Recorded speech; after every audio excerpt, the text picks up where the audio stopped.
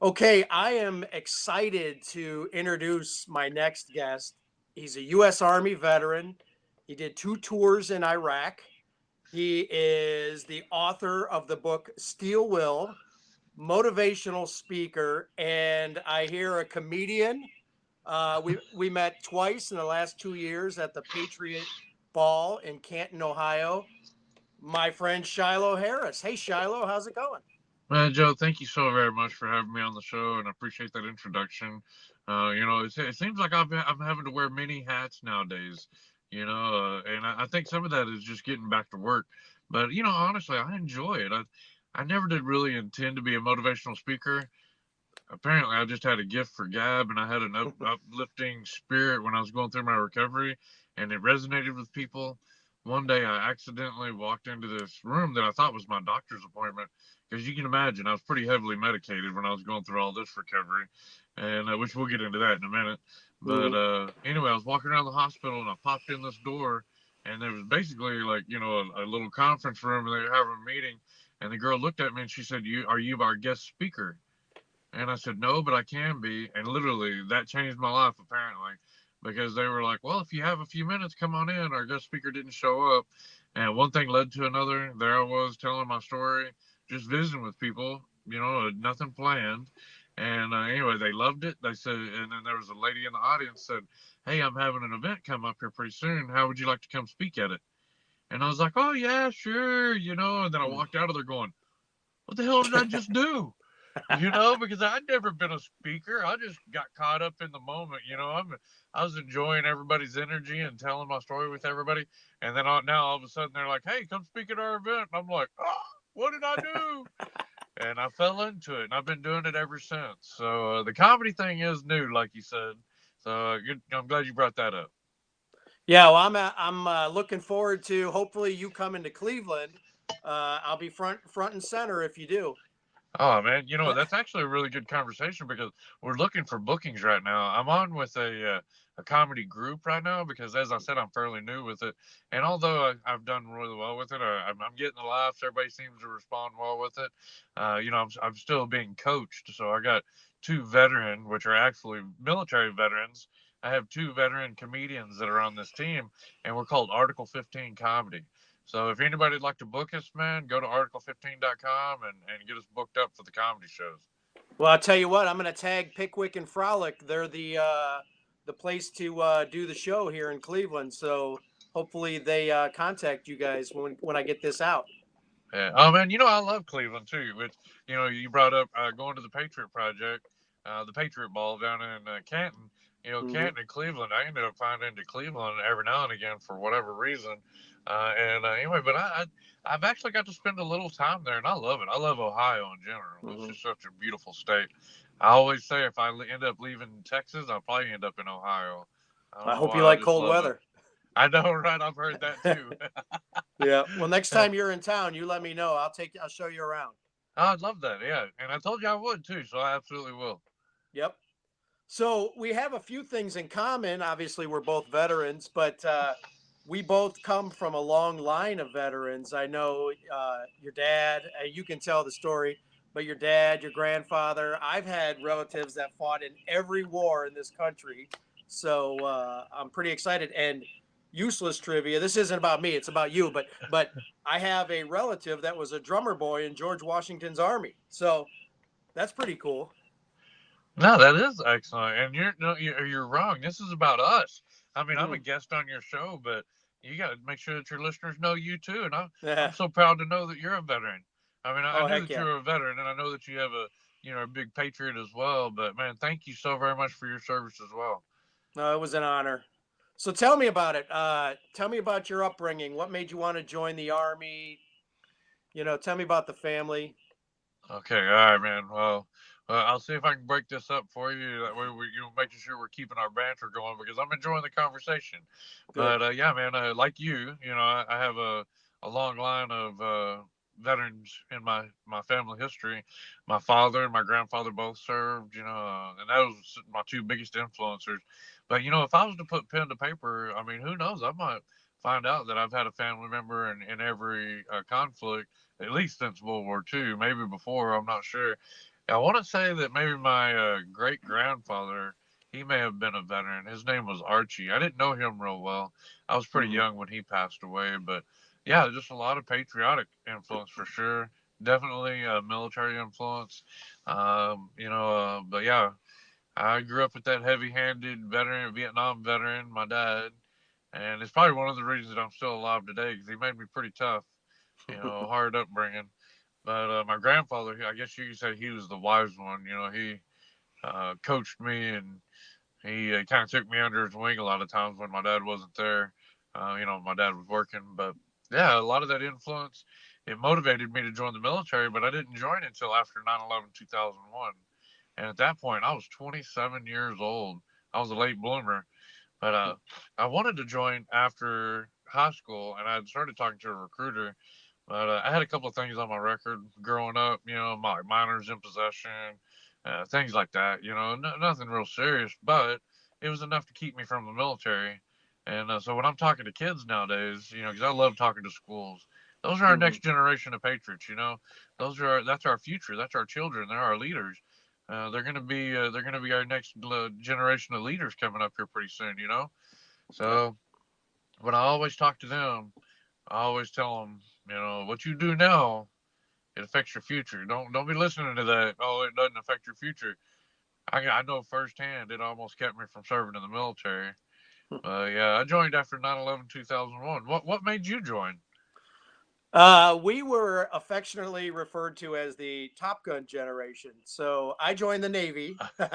I wanted to work on airplanes, and it was after Top Gun. So I'm a couple of years ahead of you, but I joined in right after high school, 1987. So yeah, I wanted to work on airplanes. I loaded bombs on F-18s. Man, that is crazy. That's the first time I've heard that term, Top Gun generation. That's awesome. It was great for recruiting back then. It's a good thing I'm too old now because after that new Top Gun, I probably would have re-enlisted. I know, right? That was pretty good, man. That was a good. They That was a redid good that. one. I didn't know Yeah, how I was gonna handle it. I was like, oh well, it'd probably be all right. Yeah, they did good. That was a good remake. that that was Uh, a good one. Yep. uh, Yeah, so and I actually thought about I was in the process of re-enlisting after September 11th because like you, I mean, we all had this a lot of us had a shot of, renewed patriotism. I was talking to a recruiter and it was December of '01 and I was in my 30s at that point. I broke my leg playing hockey and the recruiter said, "Dude, it's going to take too long. You're too old. Find another way to support the military because you can't get in." So I kind of blew my chance of re-enlisting. obviously not intentionally. No. But yeah, man, I'm just gonna say, man, that's actually that says something strong about your character. I've heard some guys, you talk to them and they're like, bro, when 9/11 happened, I was like trying to get out of the military. I was Hmm. like, hell no. Mhm. I was like, bro, I was looking for a way in, and I did, and I was just, it was one of those things that I knew I wanted, and because like and I'm like sure like a lot of America, and here's the whole thing is I tell people this when I'm on stage, I'm like, and I like to give the little refresher because it's an important note to remember in history that our nation was attacked. And one of the worst attacks in history. We lost over 3,000 lives in Mhm. the matter of hours. And over the course of time, we've probably lost over 4 or 5,000 lives due to PTSD, health issues from the fallout. I mean, you name it. Those Port Authority, I've met so many Port Authorities and firefighters from 9/11, and do some of them say that some of the things that they witnessed that day and throughout that cleanup and everything, it was unbelievable. It scarred Right. them for life. And Mhm. and of course these are strong individuals that they chose to serve, and then here they are. They're and like our whole nation was faced with this moment where we were just like in awe. Everything stopped. I don't think there's ever been a time in history that the world literally stopped except for 9/11. I mean, well, Mhm. and then here recently, COVID, of course, is Sure. like, but we've been faced with a lot of challenges as a society, and I felt like I needed to do something, my part, and so I did. I went down and talked to the recruiters, and he kind of laughed at me at first. He's like, you're 27, and I'm like, yeah, but I'm a stud. We'll see what happens. And anyway, I got into basic, and I didn't realize what a stud I was, man. I was like, no shit. I was like, man, I was running circles around the kids. Made me feel good, you know. Right. But it was a good fit, man. I knew where I was going too, being 27 after 9/11. You know, I knew exactly what I was getting into. So I joined the combat MOS, became a cavalry scout. I had 2 tours in Iraq. My first tour was with the Big Red One. Second deployment was with the 10th Mountain Division out of Fort Drum. You know, I have to say that. I don't know. Not, if anybody's listening from the Army and they know the 10th Mountain, it's actually a thing. So there's a brigade that is down at Fort Polk, Louisiana. So if anybody knows the 10th Mountain, when you say, "Oh yeah, I was with the 10th Mountain," they're like, "Which one? Is it the one at Fort Drum or is it the one with those guys down at Polk?" Now, But for us yeah, Navy guys, what's the difference? well, yeah, yeah. When you say I was in the Navy, you know, I guess I don't know that much about the Navy, but I can tell you this: my granddad, he was in the Navy. He started off in the Navy. He spent 3 years in World War II, and he loved it. And when you know as he got older, he ended up getting dementia. And you know, when he was going through that dementia, the time that he reverted to was his time in the Navy and on that Mm, ship. That was like the best time of his life, I'll bet. apparently. And he said he traveled all the time, and you know he got to go to all these different ports, and he got to serve with Marty Robbins, country Mm, singer. hmm He got to see, you just got to see a lot of great things. Got to serve with some cool people, and then he ended up coming back, and he reenlisted into the, or he reenlisted, or I don't know if how that works actually. He enlisted to go into the army after that because he said submarines scared the hell out of him. it would scare the hell out of me too. Yeah. So, how long were you in the Navy the first time? Oh, well, Uh, how long were you in the Navy? 8 years, 87 to 95. Yeah, Oh, okay. it was amazing. In fact, my biggest regret is not staying in, but I wouldn't have had my 2 kids if I would have stayed in. So, Oh, yeah. everything works out for a reason. Oh, yeah. God's plan. That's the way I look at it. Yeah, Mm, because there's a lot of things that I coulda, shoulda, woulda, you know. And I think about that like with my military service because, you know, I had a chance to stay in Germany. I deployed out of Germany on that first deployment with the Big Red mm, One. And then when we got to Iraq, I still had time on my contract, you know, because when I signed up for 6. I had an in-depth conversation with a recruiter about career opportunities. And one of the career opportunities, you know, was if you go to Europe, you know, that you're gonna have, you're gonna fast track. And but in terms of since this is a war, he was talking about the 8-year commitment. You know what I mean? hmm And so it was like, so 8-year commitment, and they could call you back even if you sign up for 3 years. You get out, and then they could potentially call you back. And I said, well, that makes sense. I was like, I'll just sign up for 6 years, and then I'll see where I'm at in my career. Well, when I was in Iraq, they offered the reenlistment, right? And there was a tax-free bonus and all that thing attached to it, and it would have put me up to my 8 years. And I was like, oh well, that's perfect. So I was like, I'll reenlist while I'm downrange. I'll get the bonus tax-free, and then it'll put me in my 8-year mark. And I figured 8 years, I can decide what I want to do. I'll right. know where I'm at in my career. Did I do well? Do I want to get out? You know, what are my options? And so I just looked at it like that's my full commitment to my country, and then we'll go from there. And I guess in a way, it still worked out, even with me being injured, because on the second deployment, I got injured by a roadside bomb that was estimated to be about 700 or 800 pounds of explosives buried in the road.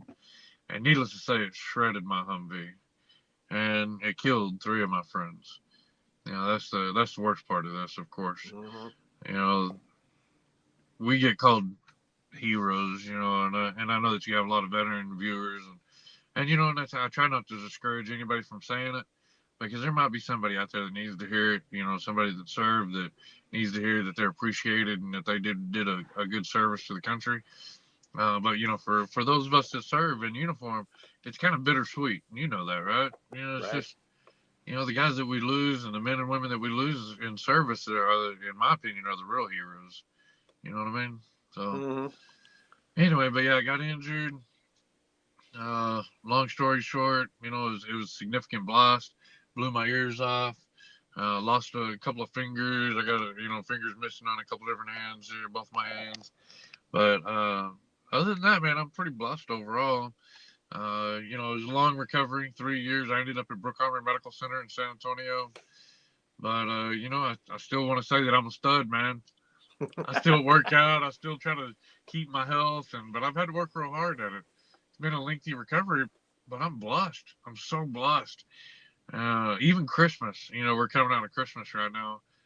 People give me gifts, from Christmas, and I don't know. I have like this thing where I have a hard time accepting gifts now, and I think it's just because I'm so happy to be alive. I feel like I already got, God's greatest gift. You know what I mean? Right. Amen to that, brother. Yeah. So I Huh. get a second chance. Well, that's great. I actually have a shirt that I wear all the time. It says, "I'm no hero, but I've stood beside some." So, I mean, There you I, go. I love I that. I don't feel like I did anything heroic, but I definitely love that I served my country. So, and I'm proud that you and I are part of that 1%. Yeah. Oh yeah, absolutely, man. And you're right. And something I just now really got back to speaking, and you may recognize this. I don't know how much you do social interactions and everything, but last about 3 4 months, I've really been pushing getting back out there and speaking and everything, because Mm-hmm. as I mentioned a minute ago with COVID, everything shut down for me. Nobody was having events and conferences and that sort of thing. So it was like my speaking business took a big hit. But I really wasn't worried. I had a pretty decent savings and that sort of thing. But I just see that it's like everybody's still kind of struggling to get back out there. Mm-hmm. And I've met a lot of veterans. I've met a lot of people in general as I've been out here at some of the events recently, and they're like, "Thank you so much for being here. Thank you for spreading inspiration." And people are looking for it, man. People are hungry for it, and we need to get back out there and just making sure that we're wrapping everybody up.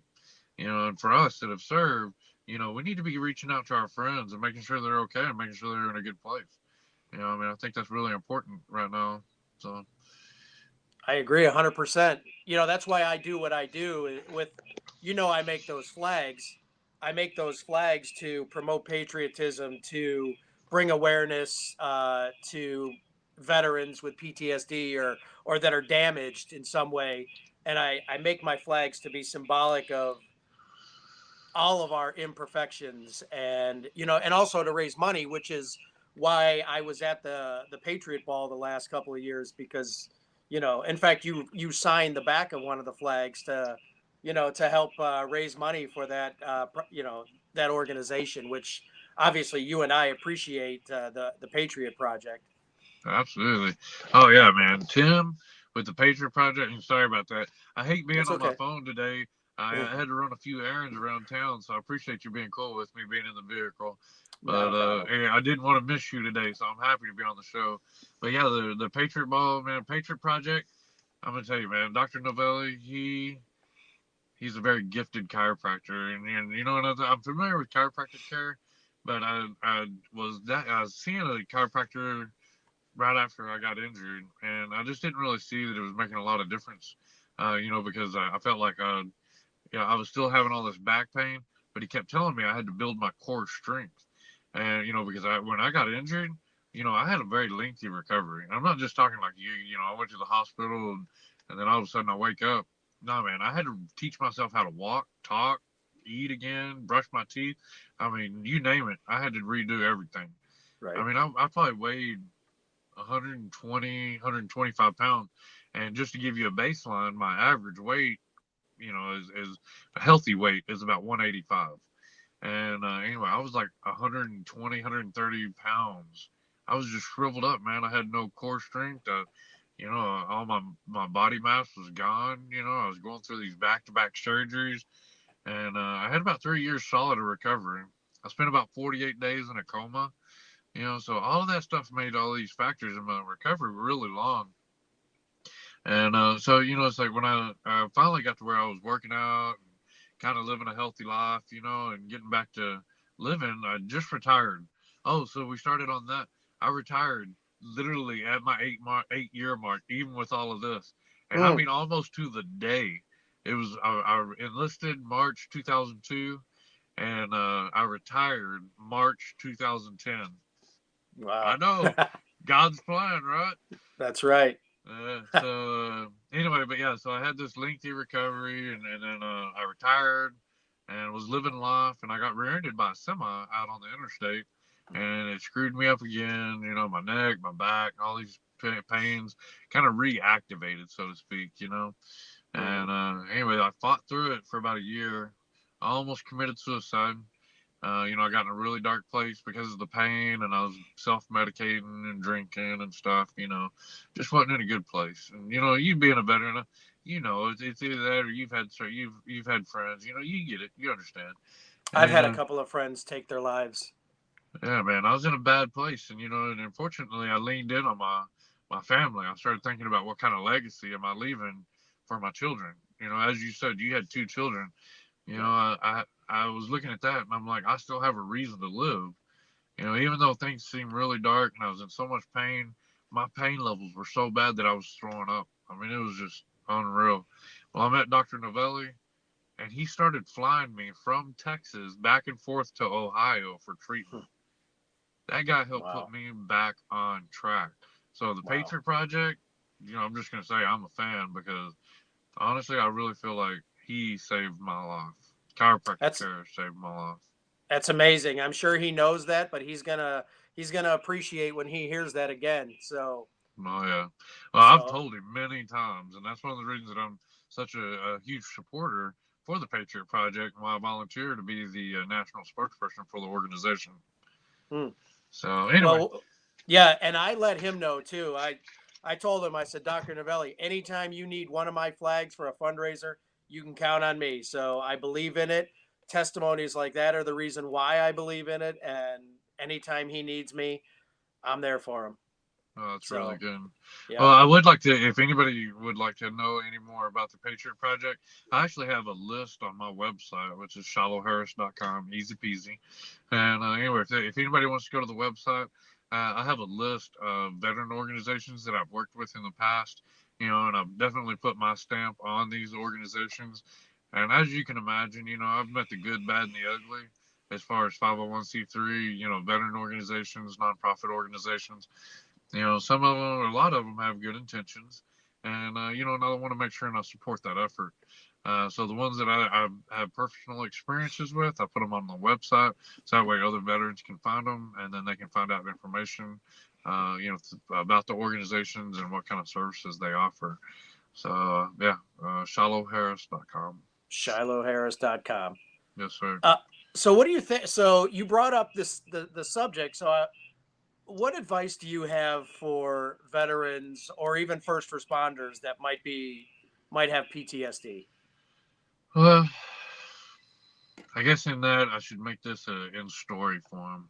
Hmm. You know, but you know, as I said, I went through this recovery where I had to relearn everything. You know, and so I had three different, I guess you could say, levels of healing that I went through. You know, and obviously the very first one that was right in front of me, was right there at the tip of my nose, was my physical recovery. You know, I remember one day they came in and they was like, Sergeant Harris, today we want you to take 10 steps. I was like, 10 steps. I was like, man, I'm a combat soldier. I'm gonna own this hospital. You know, and I couldn't do it. I barely was able to stand up, which was extremely exhausting. I felt like everything hurt from head to toe, and beyond anything that I ever could have imagined. And I had three little shuffles, and I didn't go very far, obviously. I literally just fell right back into the bed, and I was so exhausted, I felt like I was going to throw up. That was just getting out of bed. And that was that moment that I realized what I was faced with. I was like, holy crap. I started mentally crippling myself. And people do this with whether it be a physical, a mental, or an emotional recovery, or even a spiritual recovery for that matter. People begin criticizing themselves and starting to say negative things, you know, like I can't, I won't, too hard, too heavy, whatever the case is. And, you know, when you start saying those things, it's poisoning your mind. Bruce Lee says that words are poison, and your body and your mind don't know the difference, you know, whether you're just having a bad day or whatever. But if you keep saying negative things, you're going to program your brain and your body to respond in a negative way. And so I was going through this pity party for like 3 or 4 days, poisoning myself with all these negative thoughts. And then all of a sudden, my mom came in one morning and they had to change my perspective. And I don't know if they had it planned, but my mom come in and she was loving on me. She had to feed me because I still couldn't use my hands. And my arms were out in airplane splints. I was like, they were stuck out. I mean, I couldn't do anything with them. Still going through physical therapy. She had rubbed my feet. She was like, hey, we really need you to do the work. We really need you to start getting up and trying to walk more and da da da. And I was like, Mom, I was like, it's really hard. I just don't think I can right now. And anyway, she was like, well, I just want you to know your family needs you. And I was like, I know, and she left. Well, a few minutes later, my dad came in. And my dad, he was a short, stocky guy. He's like real broad in the shoulders, blonde hair, and blue eyes. And it was like he'd just stare and just like look right into your soul kind of guy. And anyway, standing there at the foot of the bed, and he's got his arms crossed, just staring at me. We all know there's a message, when our dad's doing that, or when our parents doing that. And I finally asked him, I was like, well, what is it, Dad? And he paused for even a little bit longer. He drugged this thing out, this uncomfortable silence and staring. And then finally he said, are you done, soldier? I was like, excuse me, sir? Are you done, soldier? Man, he just put things in perspective with that little phrase. And I had to get it in my head right then that I wasn't done. I wasn't quitting. This isn't my legacy. My legacy is not a hospital bed. My legacy is not, me getting blown up in Iraq. My legacy is the recovery. My legacy is strength. What is it that I want my children to get out of this? What is it that I want my family to get out of this? Because God gives us, God gives us blessings in tragedy. We just got to find them. And, there's nothing good about being blown up. There's nothing good about losing friends. But, getting out there and living my life, I have a feeling that that's what my friends would want. You think about all the sacrifices that have been made in the name of our country, all the men and women that we lost. Do you think that they would want us to come home and not live a successful life? Mm-hmm. That's why we joined the military, so that way we could ensure that our country is enjoying its freedoms, our liberties, and making sure that, our families are safe. So, I started looking at that, and I started thinking about that, and I was like, you know what, I got to do it. And I did. I turned those 3 steps into 10 and then 20 and then so on. And then one day I was sneaking around the hospital and I ended up at Burger King. They use a Burger King down in the basement, I was like, I'm going to go get me a burger, but I got caught. They're like, sorry, nurse, what are you doing? Because I was still on a strict diet. But it was real quiet on my floor. I remember looking around and nobody was around. So I was like, ooh, I was like, kind of walking around. And I wasn't supposed to even walk because I was still a fall hazard. But, that physical recovery, to go back to your question about the PTSD, I keep that same thought process even when I have bad PTSD days. And if you are familiar with PTSD, sometimes we just have dark days. It's like things don't make sense. We don't make sense, and it seems like it makes sense in our head, but it really doesn't. And it's just dark. Everything's negative, everything's bad. And those days, I just keep trying to tell myself, "What's your legacy? What's your legacy?" But I had this physical recovery that I'd go through, and then I'd hit a wall, and then there was an emotional recovery. And then you have this PTSD mental stuff. And then there's just so many layers to the recovery. But I can tell you this, life is worth living. That's my message to the veterans out there. And I want to know what your legacy is going to be. And I mean, if you look at me, look at this, man. I got blown all to shit. And I'm still living. And I'm still doing good. What's your excuse if you're not living your fullest? What's your excuse for not living your fullest life? That's what I want to know. Mm-hmm. It's 2 years ago when I first met you. I told my daughter, I said, I want to meet Shilo Harris. and I knew you were there. And she's like, "How will we know which one he is?" I said, "He's going to have the biggest smile in the room." And I wasn't wrong. I walked up to you, and you had the biggest smile in the room. And like this was, even though it was a little over a year ago, it was like it's yesterday. I walk up to you, and there's a line of people. Everybody wants to meet Shilo Harris. Well, I remember this group of people. You're all standing there doing this Charlie's Angels pose, and it was just so great. And I come up to you, and you pat me on the back, and you said to me, "You want to do the Charlie's Angels pose?" And I'm like, "No, no, no. Let's just do a That was regular picture." badass pose. Oh yeah, that's right. The Charlie's Angels. So yeah, Yeah, when I get the girls, and I have a girl on each side. Oh, they love yeah. that. Yeah, I then know, we do the badass pose. So yeah. but you have the biggest smile in the room, and it's such an inspiration for me. Now, I never saw combat. I was on an aircraft carrier, but how you approach everything, from what I've seen, is it's an inspiration. So, and I want, so we're both Christians. How has your faith been important to your recovery? I want to say that that's really the core of my recovery, to be honest. And me being a motivational speaker, I'm very inclusive with my audiences. Mm-hmm. I don't want to pressure anybody. I feel like we're in an era where everything is pressured.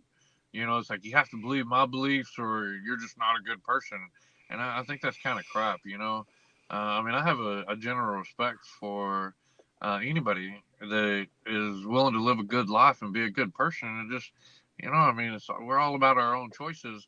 And, I don't want people coming in and looking at my glass house. You know what I mean? And, I'm sure there's a lot to judge for me. I don't have anything to judge. But, when you start talking about, Christianity, it was my faith that pushed me through those darkest days. It guided me. It was my light. And, for anybody out there, whatever your faith is, whether it's God, Allah, whatever the case is, whatever your faith is, that faith is meant to be your light, your guiding light for a better life, and help you find that solid footing that you need to go through any recovery and go through any day of your life. And I mean, that's what a lot of religions practices. I just got out of religious studies, in fact.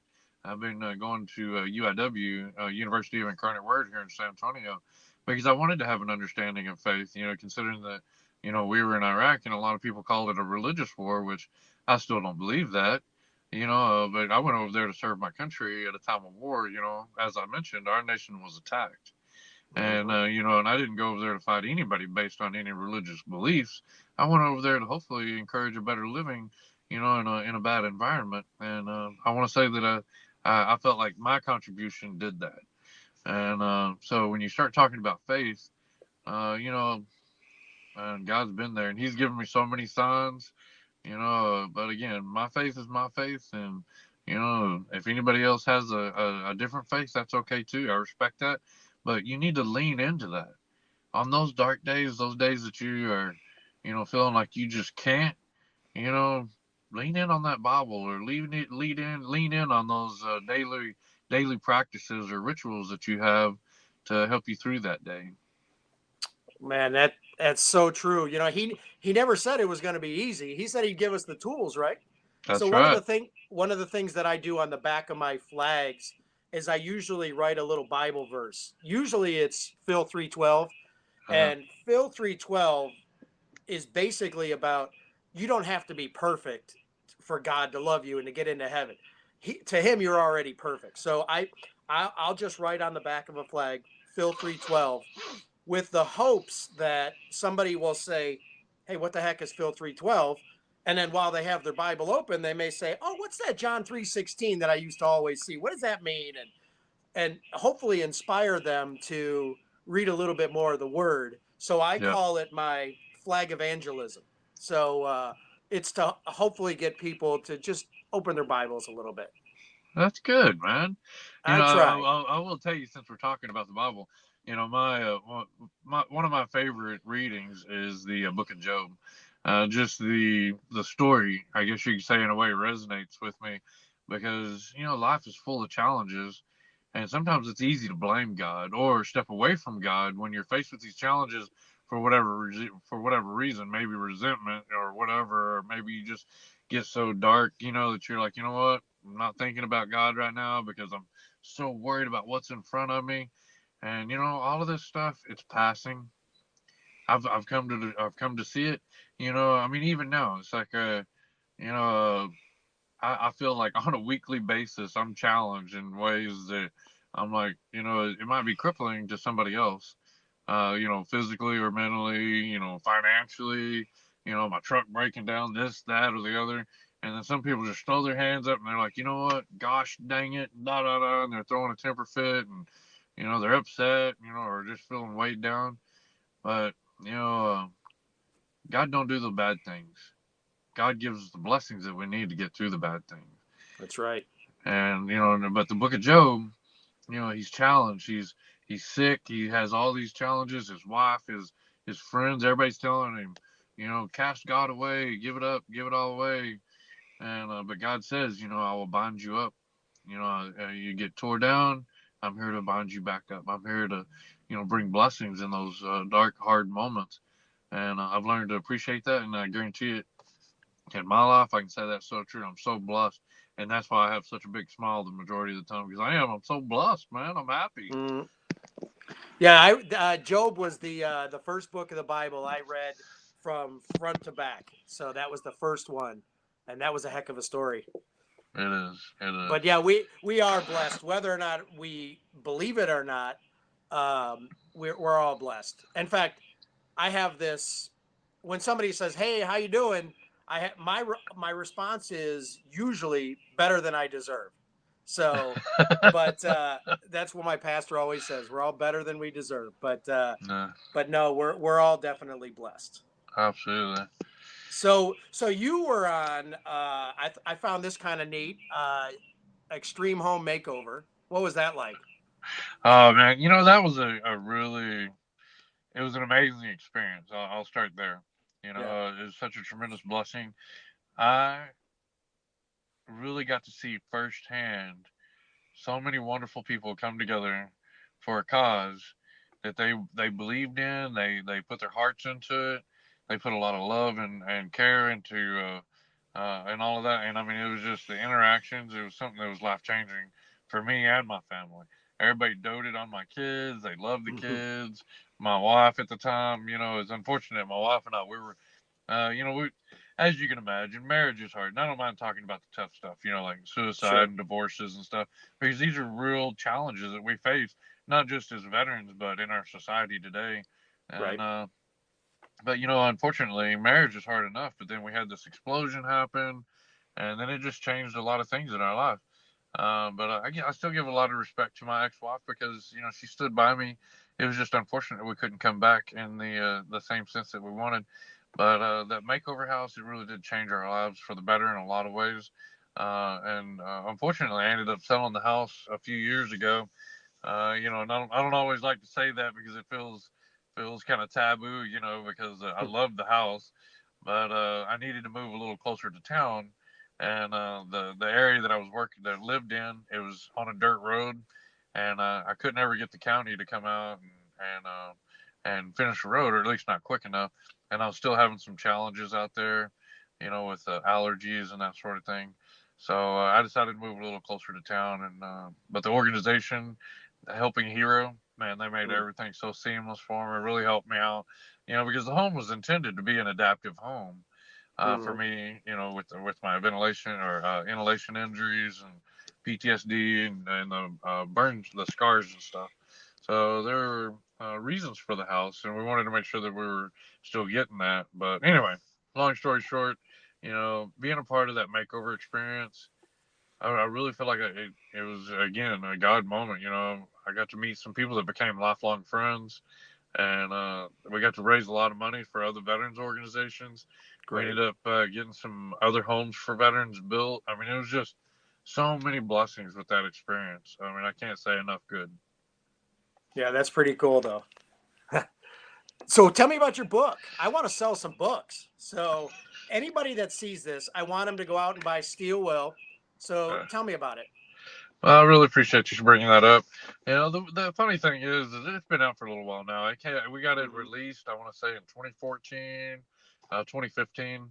I had a writer approach me, like a lot of things. I just kind of fall into it, because I'm a yes guy. Well, Hmm. I was doing a presentation near College Station. One of my friends asked me to do this presentation, and anyway, his sister happened to be in the audience. She was a writer. She's a librarian, and she heard my story on stage, and she started writing. And then she sent me about a chapter of the book, and she said, "What do you think?" And I said, "I like it." And she said, "You want to write a book?" And I was like, "I don't know." I was like, "I have no idea, but sure, I'll try it." And anyway, so we wrote a book, and she helped really cultivate my story. She asked really good questions, like you've been doing today. And anyway, we wrote a book. It came out in 2014. I don't know how many copies we've sold to date, but mostly they're available on my website right now. And I'll be happy to sign a copy for anybody and get that out to you. But it's not really in production anymore. But I am working on a second book. I got a little sidetracked because of COVID, and I've been looking for that inspiration to get back to writing. But I do have some more thoughts that I'm ready to put back out there, and we're also working on a movie. Oh, So nice. yeah, so we're working on a movie based on my story. The book, it's like, so like you just said earlier, God gives us tools. Well, the book is a tool, and that's what I've seen it as. One of my friends asked me, "It was like, why'd you write the book?" And they were asking about the money part of it, and I told them I was like, I didn't do it for the money. And I said, in fact, I couldn't even tell you how much I've made off of the book, if anything, because the writer asked me what my intent was. And I said, if we can save one life, it's worth the journey. And that's what we did. I know that we accomplished that. So I can tell you this: the book was a success because I know that we Great. saved at least one life with it. I That's wanted it to great. be a tool. I wanted to share those successes of my recovery, and we did. And a lot of people responded very well with it. Got some wonderful feedback. And so anybody that'd like to get a book, I'll be happy to sign you one and get you one in the mail. That's great. Do you have any advice for any young people?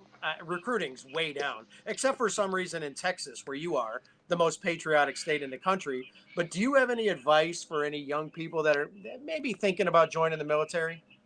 Oh yeah, I say this all the time, and I meet the kids all the time. Especially like ROTC students, because they'll have ROTC students at events, doing the flag ceremonies and that sort of thing.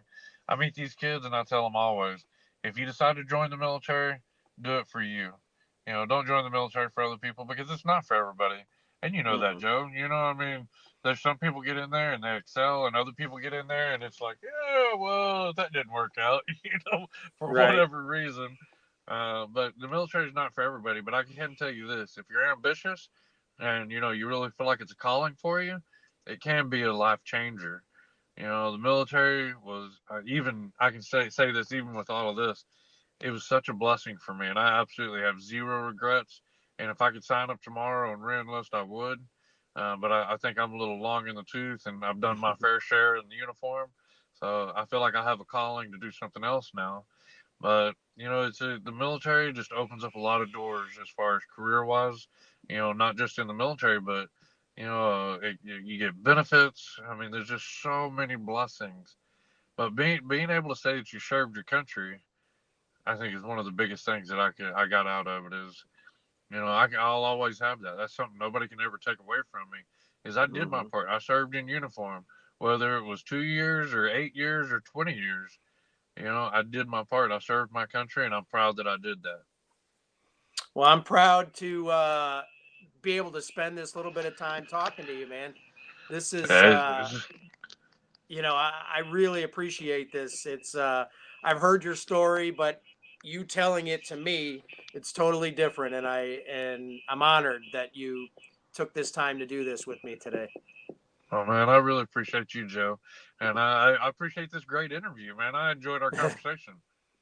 Yeah, no, I did too. I know Dr. Novelli's gonna love hearing this. I'm still gonna try to sell some books for you. So, and I sent you that message the other day too. I also wanted to send you something, just as a small thank you for your sacrifice. So, I appreciate the sacrifice you made for our country. Man, thank you so very much, Joe. And yeah, I tell you, if you need my address, I'll send you an address. I have your I'll probably address. be I seeing sent you you a over there. Christmas card. Oh, that's right. Yeah, Yeah. that's right. You did. Yeah, we had all of our Christmas cards up on the Christmas like one of those Christmas tree stands for the Christmas Hmm. card. That's right. I was looking at that picture the other day, and I thought it was another one of my military friends because he has a similar haircut. Which I'm very jealous, by the way. You see that? You got such a beautiful head of hair. Oh yeah, right. I'm going gray. It's those kids. But no, I really appreciate this, Shiloh. I know, even if this helps one person with PTSD, or one kid thinking about joining the military, or he's hemming and hawing, I Uh, want him to know that you know serving your country it's an amazing pride that I have. I know you do, and uh, you know hopefully, I know somebody's going to appreciate this. oh, So excuse me. Yeah, I know, so, and I believe that too. hopefully that's And not a bad endorsement for this podcast. no, it's me being sleep deprived. I'm just kidding. I'm kidding. But Yeah. no, I really appreciate you doing this with me. It's I'm gonna get this out here soon, and I'll send you the link. But I had a lot of fun talking with you today. Hey man, thank you so very much, Joe. And yeah, let's catch up again here soon, okay? Sounds good, Shiloh. Thank you very much. All right, brother. Have a great day. Talk to you soon. Uh, All right. Bye.